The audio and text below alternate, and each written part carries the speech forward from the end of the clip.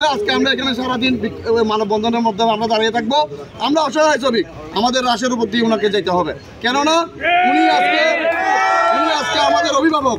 উনি আমাদেরকে দিয়ে এই রিফাইনারির গত কয়েক মাসে উৎপাদনের চ্যাম্পিয়ন হয়েছে স্টিল রিফাইনারি, কিন্তু এখানে স্থায়ী শ্রমিকের যেরকম অবদান রয়েছে আমাদের অবদান রয়েছে।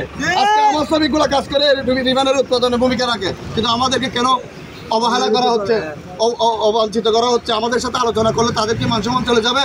তারা একটু বসে বলুক, আমরা কয়েকদিনের মধ্যে আপনাদের এই বেতন 800 টাকা মজুরি নির্ধারণ করে দিব। কিন্তু আমাদের শুনেন, এখানে বৈষম্য কিরকম শুনেন।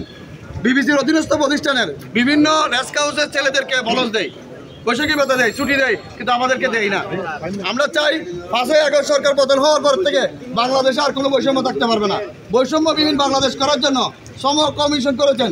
সম কমিশনের রিপোর্ট অনুযায়ী সুলতান স্যার স্পষ্ট বলেছেন, দৈনিক ভিত্তিক আউটসোর্সিং প্রকল্প শ্রমিকদের স্থায়ী করতে হবে।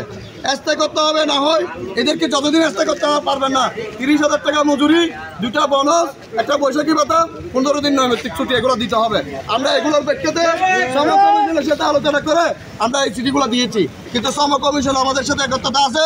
আজকে আপনারা জেনে খুশি হবেন, আমরা রাত্রে বাংলাদেশ জাতীয়তাবাদী শ্রমিক দলের কেন্দ্রীয় চট্টগ্রাম বিভাগীয় সভাপতি, পতাঙ্গা হালিশ রাজনৈতিক শ্রমিক দলের সভাপতি এবং বিভিন্ন রাজনৈতিক নেতাকে আমরা জানিয়েছি।